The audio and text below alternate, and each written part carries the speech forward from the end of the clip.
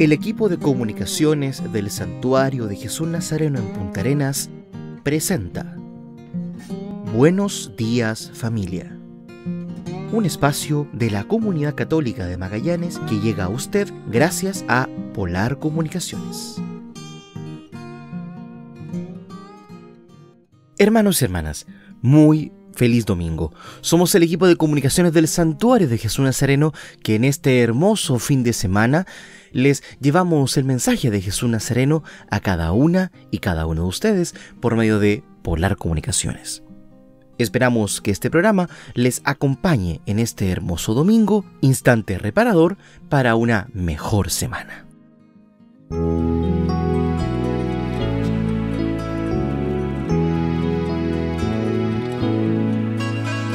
Si alguno tiene sed, que venga a mí y beba. Si alguno tiene sed, que venga a mí y beba. Alimenta, Señor, nuestro desierto, que una flor quiere vivir. Si alguno tiene sed, que venga a mí y beba. Si alguno tiene sed, que venga a mí y beba.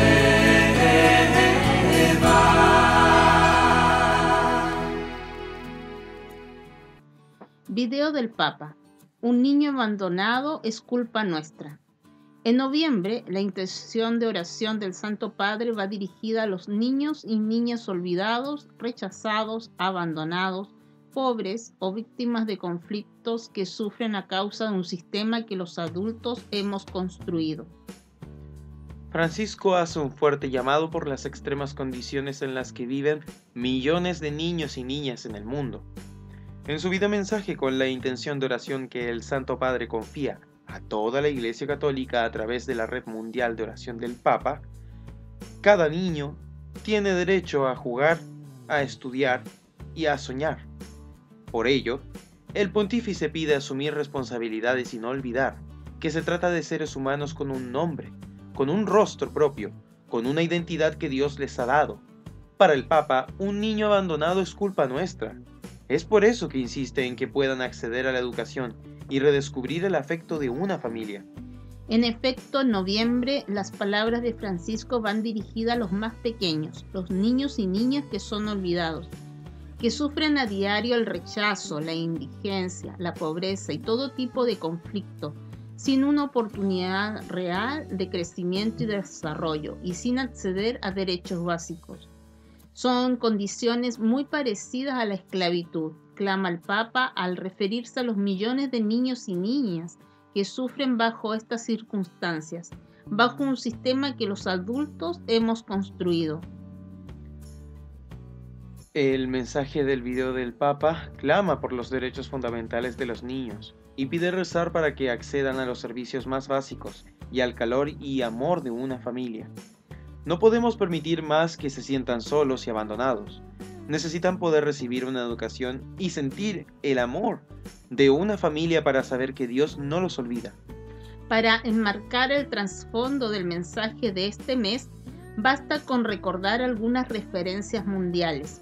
UNICEF subraya que 1.000 millones de niños en todo el mundo viven en una pobreza multidimensional. No tienen acceso a la educación, la salud, la vivienda, la alimentación, la sanidad o al agua. Y estima que 153 millones de niños son huérfanos.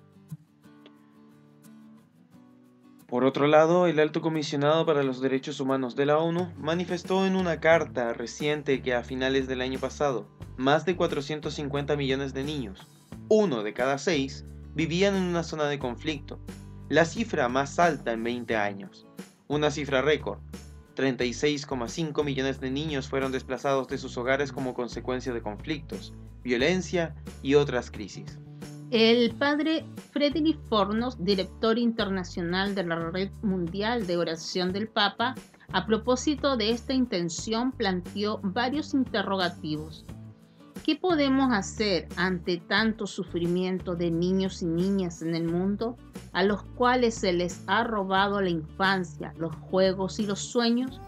Y también, en medio de tantas crisis imprevistas como la de nuestra casa común en fuego, el COVID-19, la guerra y su escalada, las crisis económicas, ¿cuántas son las pandemias invisibles? Este mes, subraya el padre Fornos, Francisco abre nuestros ojos, oídos y corazón a millones de niños y niñas olvidados que sufren en silencio, en las calles, en trabajos oscuros, víctimas de la violencia y de la guerra, migrantes y refugiados. Frente a la indiferencia o a la impotencia, podemos orar.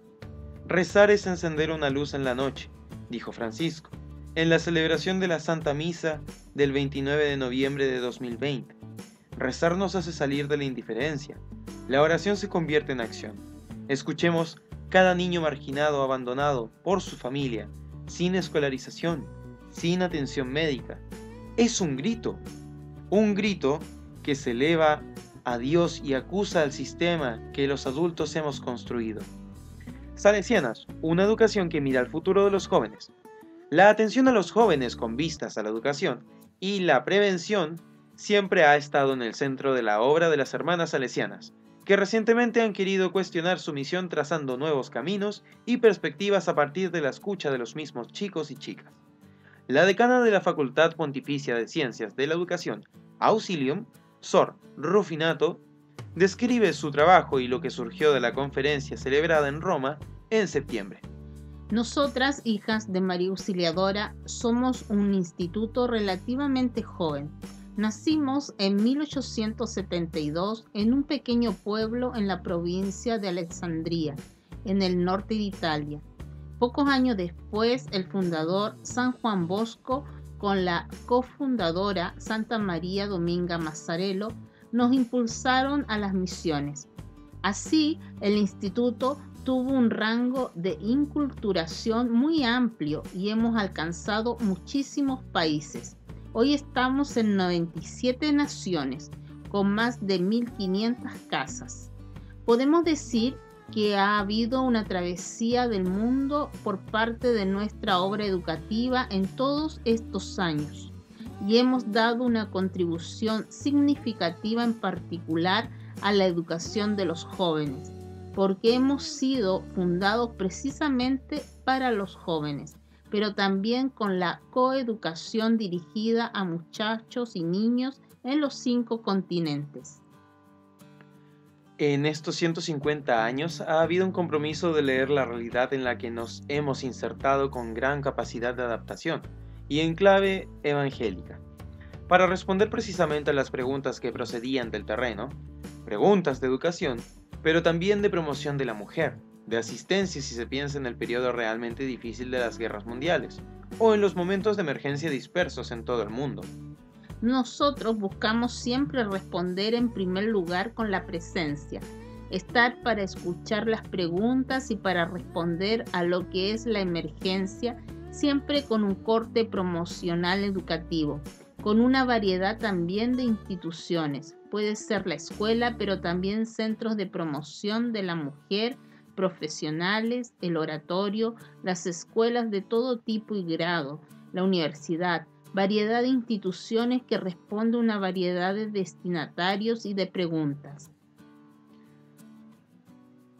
Mirando al futuro para las hijas de María Auxiliadora, estará seguramente dirigido a reavivar nuevamente este compromiso por la educación, para el instituto que, como todos los institutos religiosos, disminuye como número en algunas partes del mundo, pero en otras está en crecimiento. Significa mirar donde los jóvenes están por todos lados, porque en algunos contextos, como África o Asia, hay un número realmente impresionante de jóvenes, así que sigamos con nuestra impronta preventiva en educación, que, si tuviera que resumir, la veo como caminar sobre 2 piernas, Por un lado, la contraposición con todo lo que impide el crecimiento sereno de los jóvenes, la indiferencia, la resignación, la desconfianza, motivo por el cual el Papa Francisco pide dar confianza a las nuevas generaciones y hacerlas protagonistas. Por otro lado, caminos educativos más exquisitamente educativos promocionales que llevan a los jóvenes al encuentro consigo mismo y con los demás, y a vivir una cultura del encuentro, una espiritualidad ecológica que hoy se ha de vivir a nivel global. Así que seguir con la esperanza que nos devuelven los jóvenes, aun cuando nos parece que los escenarios son un poco difíciles de afrontar. También hemos mirado al futuro a través de un congreso internacional que se celebró en Roma del 25 al 30 de septiembre. Una aportación de las hijas de María Auxiliadora a la educación, recorridos, desafíos y perspectivas. Fue sobre todo un desafío para el instituto para quien lo organizó, quizás el único en la historia del instituto. Había casi 300 participantes en presencia y de 600 a 1000 online. El Congreso no quería ser simplemente una cita de puro estudio para académicos o especialistas, sino un abrir la puerta a nuestro instituto y sobre la aportación a la educación. Una primera sesión sobre datos históricos para delinear algunos aspectos ofreció también datos estadísticos, perfiles de educadores y educadoras que han interpretado de forma creativa el sistema preventivo en los diversos contextos. Después hubo también una reflexión pedagógica del instituto durante estos 150 años, así como la aportación que nuestra facultad ha dado para sistematizar este pensamiento preventivo para las mujeres. También realizamos una imponente búsqueda de exploración conducida por un equipo internacional sobre la percepción, hoy, de la educación salesiana, entrevistando a muchísimas comunidades educativas dispersas por el mundo. En otra tarde hubo conexiones con chicos y chicas del mundo salesiano, también porque a nosotras salesianas nos gusta mucho escuchar qué piensan de nosotras y de la educación. Esta ha sido una ventana al mundo juvenil, en el que pudimos dialogar con ellos, también a través del lenguaje de la música y de la danza. Ucrania y la ONU negocian la reanudación de los barcos cargados. Crecen los llamamientos internacionales para que Rusia reactive el acuerdo de exportación de grano desde los puertos del Mar Negro después de que Moscú lo suspendiera en represalia por el ataque con drones ucranianos a la base de la flota naval rusa en Sebastopol. El ministro de Asuntos Exteriores ruso, Lavrov, pide que se investigue el atentado y compara la situación con la crisis de los misiles cubanos de 1962. Moscú está planeando contactos con Turquía y la ONU sobre la situación del acuerdo sobre el trigo. En los próximos días ha anunciado el viceministro ruso de Asuntos Exteriores, Andriy Rudenko. Mientras tanto, el jefe de la diplomacia de la Unión Europea, Josep Borrell, ha escuchado al secretario general de la ONU, Antonio Guterres, para coordinar acciones que garanticen la exportación de cereales y fertilizantes desde Ucrania. Guterres, por su parte, hizo saber que sigue manteniendo intensos contactos para poner fin a la suspensión de la participación rusa en la iniciativa del Mar Negro. Un soplo de aire fresco viene de la mano del Placet para el movimiento de 14 barcos acordado por Naciones Unidas, Turquía y Ucrania, pero otros 218 barcos, entre los que parten y los que llegan, están parados en el Mar Negro, porque el Centro de Coordinación no les permite pasar por corredores seguros. Rusia pide que se investigue lo que considera el mayor ataque a Sebastopol desde el comienzo de la guerra y acusa a Ucrania de permitir el paso de drones por el mismo corredor de seguridad garantizado para el transporte de grano. Rusia se siente amenazada en sus fronteras, dijo el ministro de Asuntos Exteriores ruso, Sergei Lavrov. Y para que Occidente se dé cuenta de lo mucho que está en juego, evocó la crisis de los misiles cubanos de 1962. El presidente de Estados Unidos, Joe Biden, califica de indignante la represalia rusa sobre el trigo. Mientras tanto, en el terreno de los combates no cesan. Al menos 5 explosiones se escucharon al amanecer en Kiev. El ejército ucraniano informa de que las fuerzas rusas han disparado hoy más de 50 misiles de crucero contra Ucrania. Parolín, el Papa en Bahrein, signo de unidad y diálogo en un momento trágico de la historia. El Papa estuvo en Bahrein del 3 al 6 de noviembre. Visitó las ciudades de Manamá y Awalí, donde participó en el Bahrain Forum for Dialogue, East and West for Human Coexistence. Entre los eventos principales, la Santa Misa en el Estadio Nacional de Bahrein y el encuentro con los jóvenes de la Escuela del Sagrado Corazón. El cardenal secretario de Estado, Pietro Parolin, en una entrevista concedida al L'Osservatore Romano y a Radio Vaticana, Vatican News, reitera que en un mundo caracterizado por tensiones, las contraposiciones, los conflictos, la visita del Papa y los encuentros en Bahrein en los que participó son un mensaje de unidad, cohesión y paz. A continuación, la entrevista realizada a don Pietro Parolin. Eminencia, ¿Francisco será el primer Papa que visite Bahrein? ¿Cómo se produce esta visita? La visita tiene su origen en una invitación que el rey de Bahrein hizo al Santo Padre, primero de manera más informal y que luego se concretó y formalizó en una carta personal. Y también coincide con este foro de diálogo para la convivencia pacífica. A la invitación del rey se sumó la invitación de la iglesia local, en la persona del administrador apostólico Monseñor Hinder. Quisiera también aprovechar esta entrevista que precede a la visita del Papa para expresar mi profunda gratitud al rey y a las autoridades bahreníes, así como a la iglesia de Bahrein, por esta invitación y por los preparativos que están haciendo con vistas a la llegada del Santo Padre, por la acogida que le reservarán. El Papa participará en la fase final del foro dedicado al diálogo para la coexistencia humana entre Oriente y Occidente. ¿Qué mensaje quiere transmitir en un contexto mundial como el actual? Creo que el mensaje que se desprende de este foro y de la participación del Santo Padre es bastante claro. Es un signo de unidad en un momento particularmente delicado, complejo y en cierto modo trágico de nuestra historia. La invitación al diálogo, la invitación al encuentro entre Oriente y Occidente, en una realidad como la de Bahrein, que es una realidad multiétnica, multicultural y multirreligiosa, y por tanto la capacidad de vivir juntos, la capacidad de colaborar incluso en una realidad compuesta, como la que caracteriza a ese país. También habrá en esa misma ocasión 2 reuniones, una del Muslim Council of Elders, que es una organización que representa a los líderes religiosos musulmanes que están comprometidos a favor del diálogo y del respeto a las religiones, y luego también un encuentro ecuménico en el que convergerán muchos representantes de diferentes países, pero la señal es siempre la misma.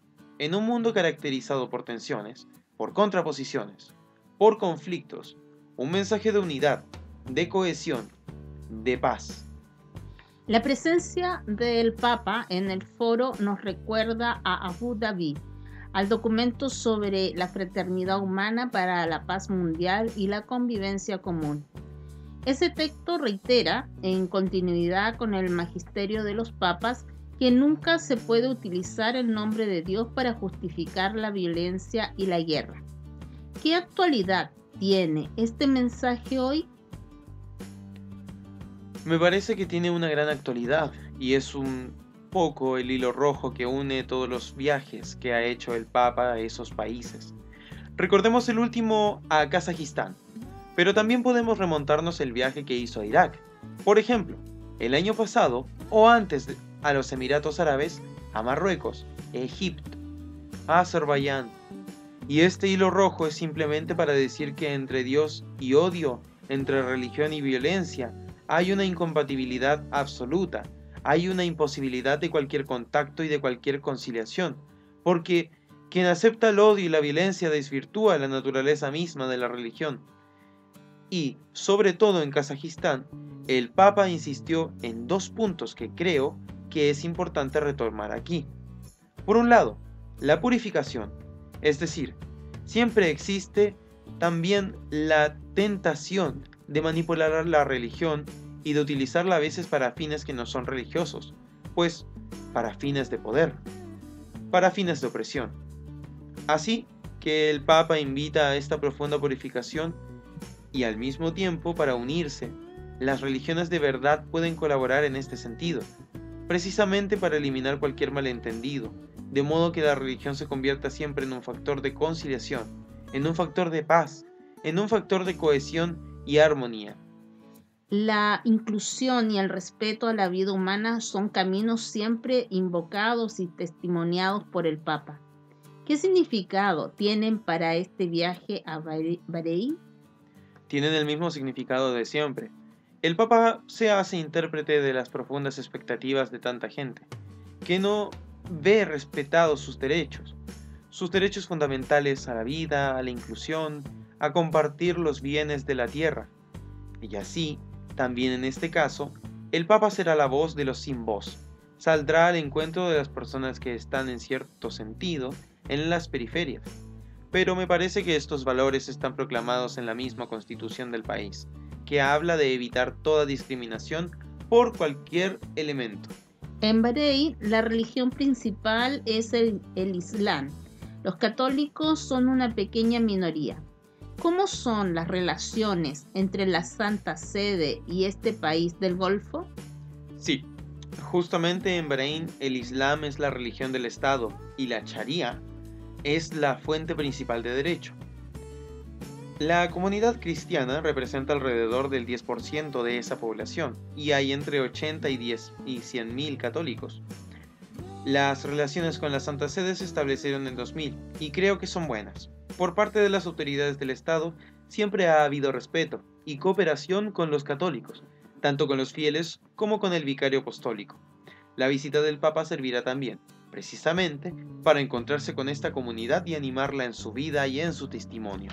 Y por último, el Papa estará en las ciudades de Manama y Awali.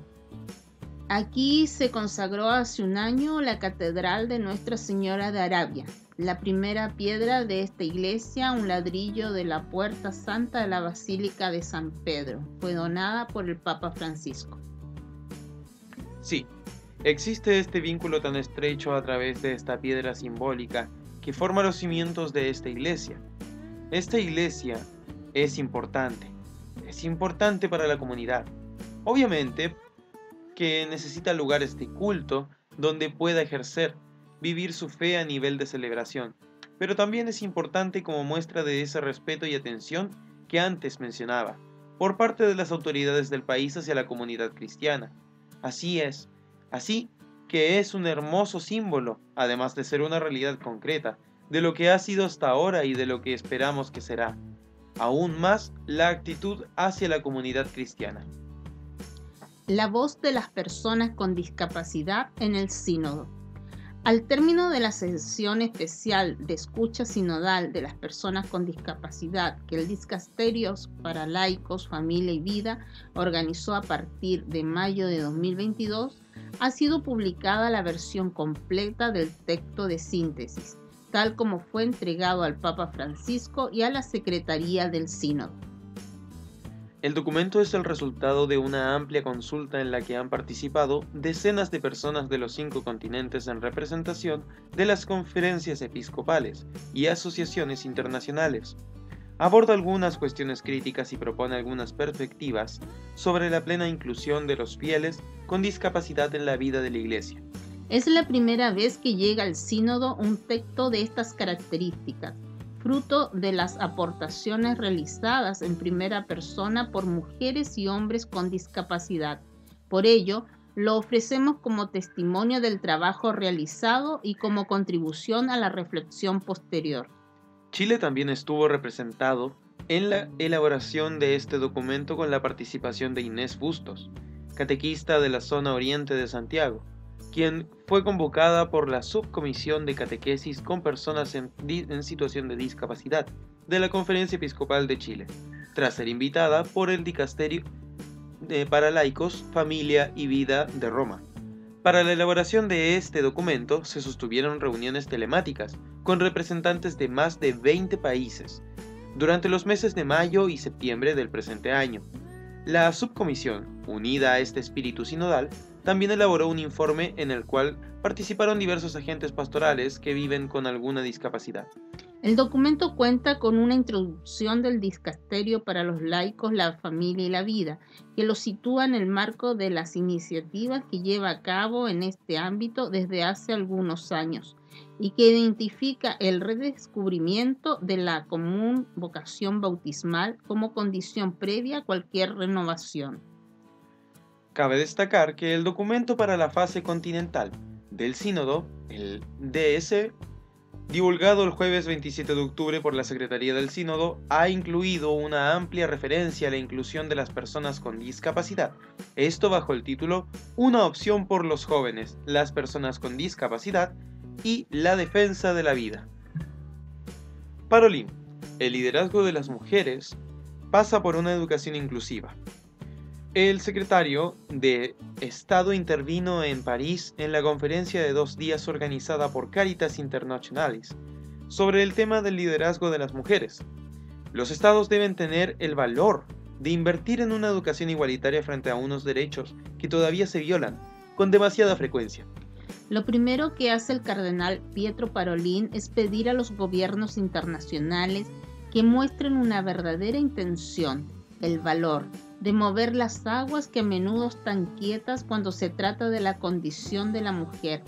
Su liderazgo en las esferas de la vida cívica solo puede surgir de una educación de calidad e inclusiva, dice el cardenal desde el podio de la conferencia dedicada por Caritas Internationalis en la sede de la UNESCO en París, al tema del liderazgo femenino, el rostro completo de la humanidad, las mujeres en el liderazgo para una sociedad justa. Y es precisamente la UNESCO la que estimula una de las reflexiones centrales del representante del Vaticano. En el último informe de la Agencia de la ONU para la Educación, dedicado al género, queda clara, sostiene el cardenal Parolin, la intención de imponer con fuerza una posición uniforme e inflexible, en última instancia intolerante con cualquier otro paradigma antropológico, incluido el propuesto en las escuelas católicas. Por eso, para la Santa Sede, es inquietante constatar que ciertas derivas ideológicas, con el pretexto de responder a ciertas aspiraciones a veces comprensibles, terminan en realidad por degradar la comprensión misma de la mujer y de sus derechos. El representante del Vaticano pide a los estados que tengan la valentía de invertir, revirtiendo así la vergonzosa y asimétrica relación entre el gasto público en educación y los fondos destinados al armamento, y también la valentía de considerar plenamente las complejas y dolorosas situaciones que viven millones de niñas y mujeres. Se trata de evitar hacer un ejercicio vacío de retórica, cuando no se reflexiona a fondo sobre la centralidad primordial de la educación, entendida como la principal forma de abordar conscientemente las desigualdades estructurales que socavan la convivencia civil, evidenciadas también en la brecha de género que aún persiste en muchos países. La inclusión, subraya la secretaria de Estado, debe estar dispuesta a interconectar todos los componentes de la sociedad para ofrecer caminos creativos y responsables de maduración humana, adecuados a la dignidad de las mujeres. Las niñas que pueden estudiar sin trabas, en lugar de verse obligadas, como ocurre en muchas latitudes, a abandonar la escuela, tienen menos probabilidad de convertirse en novias y madres a una edad en la que no están física y emocionalmente preparadas para ello, con todas las repercusiones físicas y sociales de esta precocidad. Se trata de un primer aspecto de una educación inclusiva, que el cardenal Parolin combina con una educación de calidad, es decir, que no vincula un nivel excelente de educación con el prestigio social, sino que sea capaz de proporcionar un pensamiento crítico capaz de evaluar los modelos de desarrollo, producción y consumo, proponiendo criterios de justicia social orientados a asistir a los más débiles e indefensos de la iniquidad y el despilfarro. La conclusión del discurso destaca los valores de la feminidad como un don para la humanidad, los que muestran, a pesar de que en un cierto discurso feminista reclama necesidades para uno mismo, la profunda intuición de las mujeres donde lo mejor de sus vidas son actividades orientadas al despertar de los demás, su crecimiento, su protección. Las mujeres, señala el secretario de Estado, son capaces de entender la realidad de una manera única, sabiendo resistir a la adversidad, haciendo que la vida siga siendo posible incluso en situaciones extremas y aferrándose tenazmente al futuro. Una contribución que enriquece las relaciones humanas y los valores del espíritu a partir de las relaciones cotidianas entre las personas, lo que para el cardenal Parolin hace que la sociedad esté en gran parte en deuda con las mujeres y su trabajo, especialmente en el ámbito de la educación. Sin olvidar a la Iglesia que, reconociendo retrasos y carencias que han instigado forma de discriminación de las mujeres, incluso en su seno debido a una mentalidad machista, ve hoy a las mujeres progresivamente implicadas en los órganos colegiados y decisorios de la Curia Romana y de la Iglesia Universal, hasta ocupar puestos de responsabilidad antes reservados a los clérigos. Ciertamente no puede tratarse de una promoción reducida a una redistribución de roles, sino más bien, lo aclara el cardenal Parolin, a una comprensión de cómo dar espacio a la originalidad femenina para enriquecer a la Iglesia de manera más significativa y decisiva. Aleluya.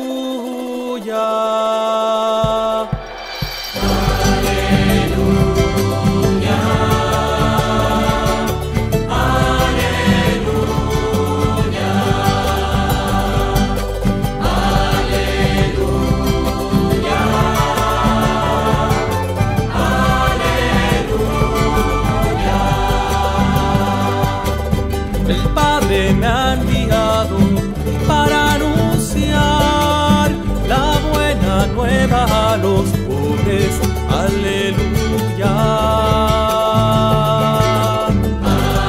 Aleluya. Aleluya.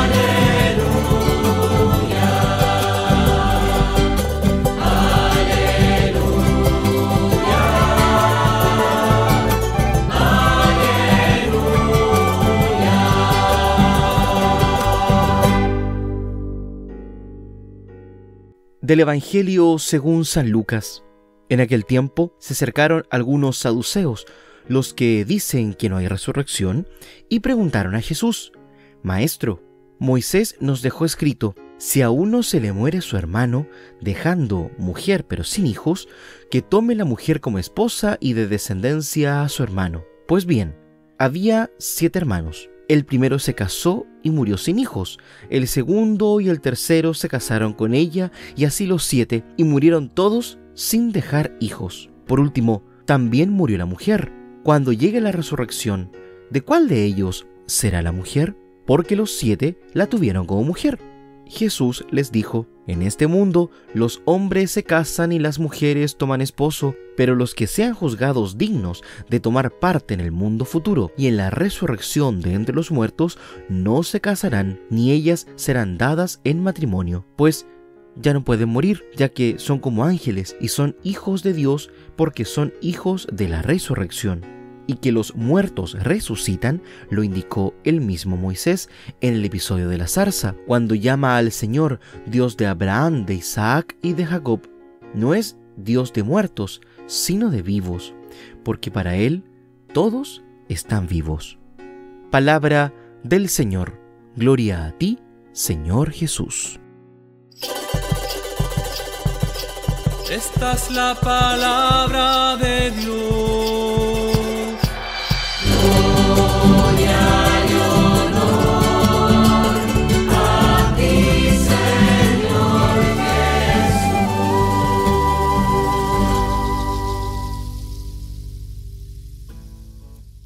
Los saduceos no gozaban de popularidad entre las gentes de las aldeas. Era un sector compuesto por familias ricas pertenecientes a la élite de Jerusalén, de tendencia conservadora, tanto en su manera de vivir la religión como en su política de buscar un entendimiento con el poder de Roma. No sabemos mucho más. Lo que podemos decir es que negaban la resurrección. La consideraban una novedad propia de gente ingenua. No les preocupaba la vida más allá de la muerte. A ellos les iba bien en esta vida. ¿Para qué preocuparse de más? Un día se acercan a Jesús para ridiculizar la fe en la resurrección.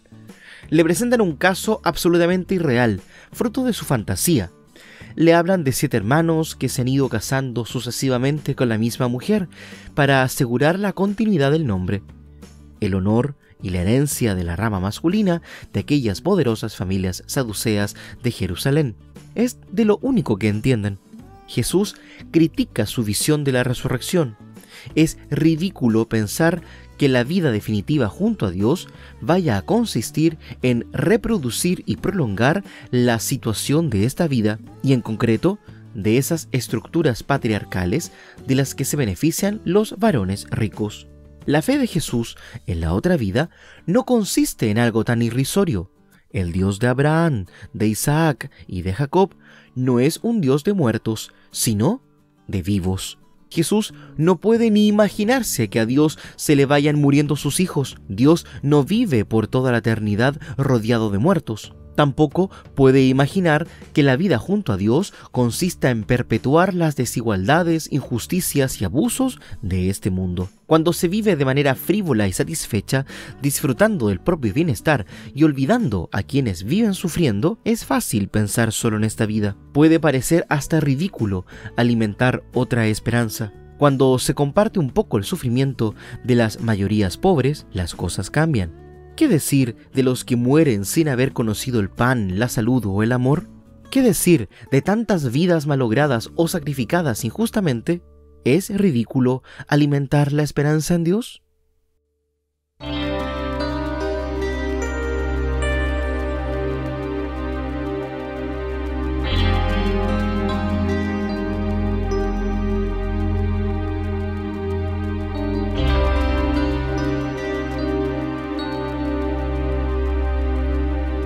No me mueve, mi Dios, para quererte.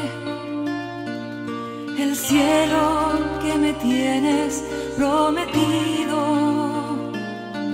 ni me mueve el infierno tan temido para dejar por eso de ofenderte.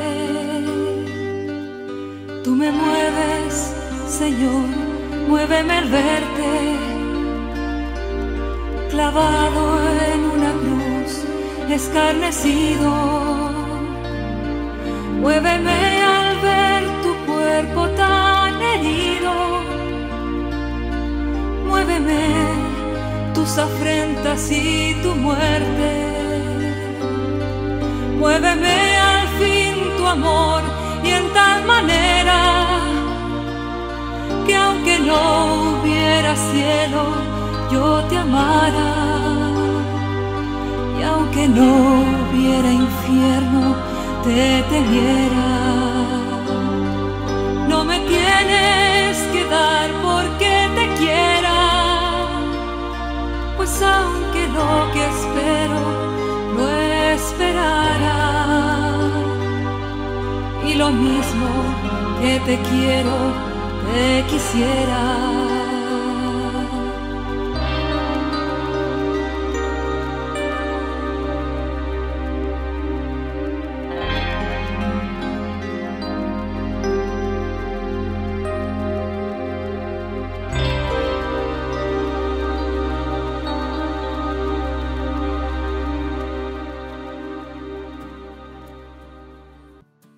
Obispo Juan Ignacio González. Estamos dispuestos a trabajar por Chile.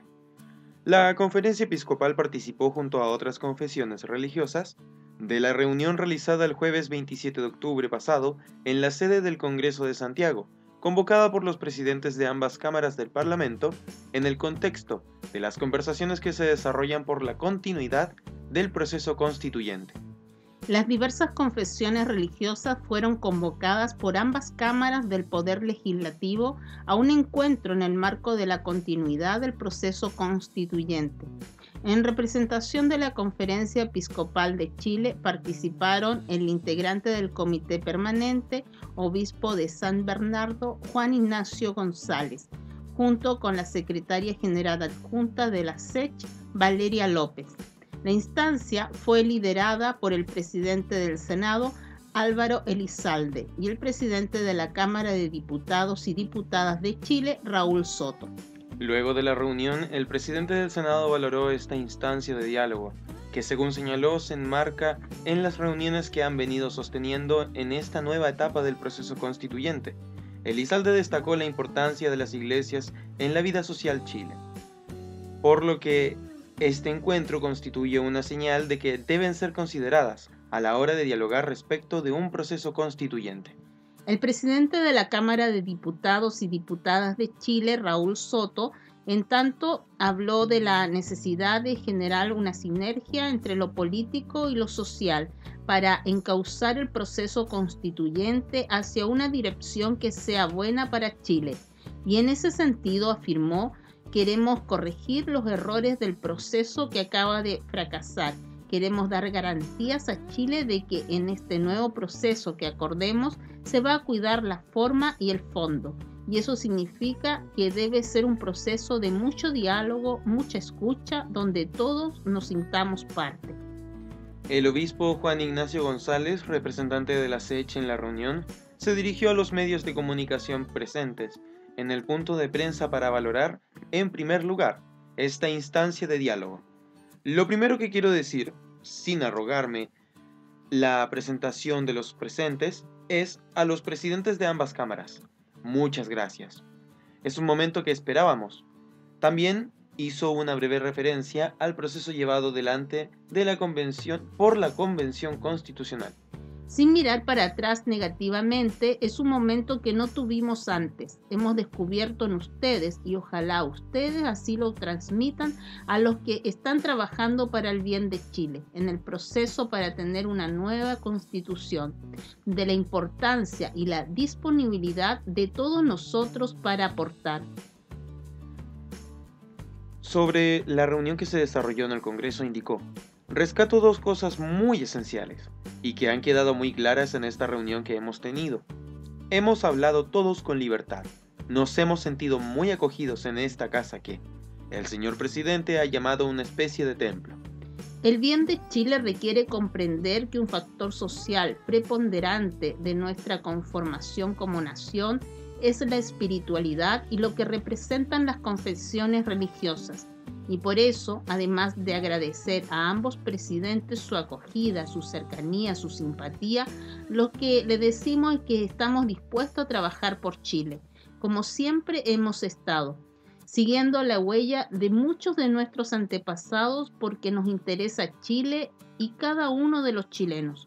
Todo lo que una persona es les interesa a las confesiones religiosas, porque en realidad trabajamos para lo mismo, el bien común de los chilenos. En el encuentro también estuvieron presentes otras confesiones religiosas.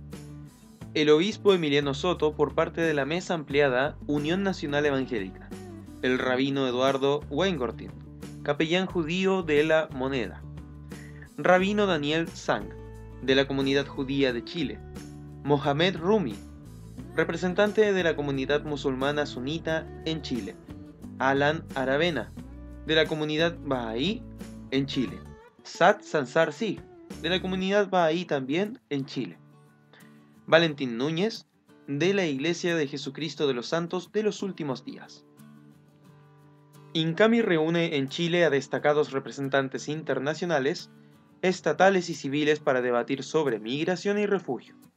Entre el 10 y 11 de noviembre, bajo el lema Construir el futuro con los migrantes y refugiados, el Instituto Católico Chileno de Migración, INCAMI, realizará las 22ª jornadas de migración y refugio, las cuales cuentan con el respaldo de la Unión Europea, la Organización de las Naciones Unidas, por medio de la Organización Internacional para las Migraciones, OIM, y el Alto Comisionado de las Naciones Unidas para los Refugiados, ACNUR, así como el Ministerio de Relaciones Exteriores, el Servicio Nacional de Migraciones y la Red Clamor Chile. La iniciativa, que desde el año 1997 tiene el objetivo de aportar a la política migratoria nacional desde el debate y el conocimiento colectivo, se llevará a cabo los días 10 y 11 de noviembre en el Auditorio Casa 18, ubicada en la calle 18-190 en Santiago. Las jornadas de migración y refugio han tenido como objetivo fundamental, desde su creación, que diversos representantes pertenecientes a organizaciones de la sociedad civil, organismos del Estado chileno a nivel central y local, organismos internacionales e incluso del sector privado, puedan reflexionar sobre los desafíos que conlleva la gestión migratoria y su acompañamiento, poniendo énfasis en el respeto y garantía de los derechos fundamentales, políticos, sociales y culturales de las personas migrantes y refugiadas en un contexto multicultural, nacional e internacional. Este año son muchos los retos que presupone el debate de las jornadas de migración y refugio, pues la realidad actual nacional y regional en esta materia requiere de aportes sustantivos para el desarrollo de las nuevas estructuras y nuevos sistemas que logren definir una efectiva política migratoria, que vale destacar tiene su eje definido en la nueva Ley de Migraciones, instrumento que también será objeto del debate, en conjunción con el desafío del nuevo proceso constituyente, el cual se buscará enfatizar sobre su impacto en las comunidades migrantes y refugiadas.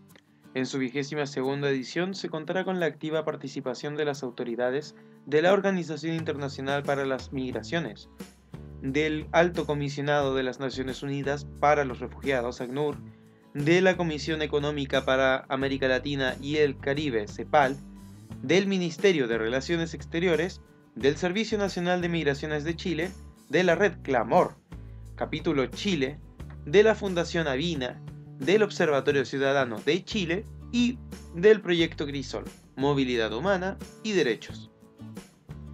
Las palabras hieren más que los hechos.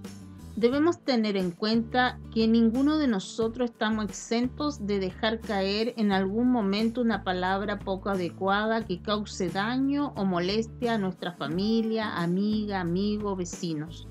El problema llega cuando, más que palabras, recibimos de alguien una comunicación dañina y falta de afecto. Las palabras vacías de afecto o empatía crean graves carencias en la otra persona. Son vacíos de soledad y aislamiento para el niño pequeño y amarguras para la persona herida, llámese pareja o amistad. Uno de los principales problemas de la comunicación es que no escuchamos para entender, escuchamos para contestar, y es ahí donde aparecen esas palabras que hacen daño. Las palabras importan más de lo que podríamos imaginar. Las acciones están estrechamente relacionadas con lo que queremos comunicar, es decir, que las personas actuamos con base en nuestros deseos inconscientes. Hemos llegado a opinar que las palabras se las lleva el viento y que para poder comprobarlas debe existir una muestra que sustente lo que se ha dicho. Nuestro lenguaje es ante todo una forma de comunicar y transmitir emociones. Es ahí donde incluso el tono y la expresión facial comunicamos. Las palabras tienen un gran impacto en la mente de las personas, bien sean positivas o negativas. Pueden dejar una huella difícil de borrar. Este efecto solo tendrá poder si las palabras vienen de una persona significativa para nosotros, como nuestra pareja, un familiar o un amigo o amiga. A lo largo de la vida es muy posible que recibamos comentarios desafortunados o incluso maliciosos. En su defecto lo transmitimos. La mayoría de ellos van y vienen y no dejan huella alguna en nosotros.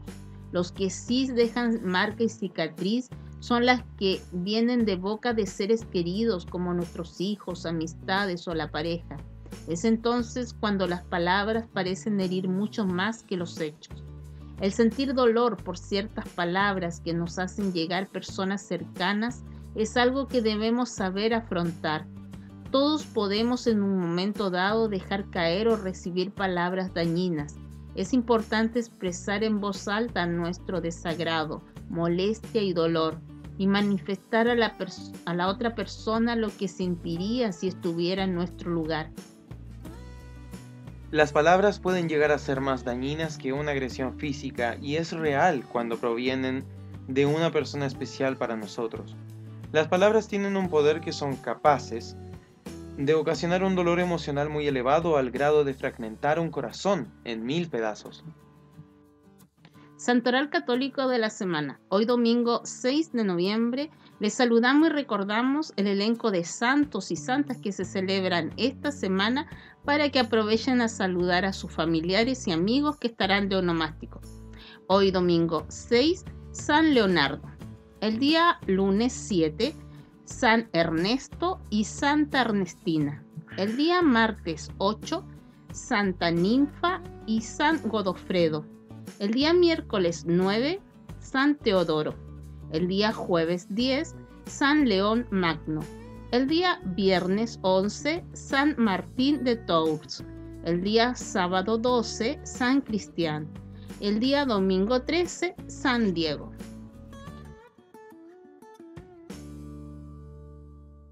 Hermanos y hermanas, finaliza el tiempo asignado para este espacio radial, pero no nos queremos despedir sin antes recordar que el día martes 8 de noviembre se inicia el mes de María, mes especial en nuestro país para orar a la Madre de Dios y Madre de la Iglesia durante 30 días. Hermanos y hermanas, que estén muy bien.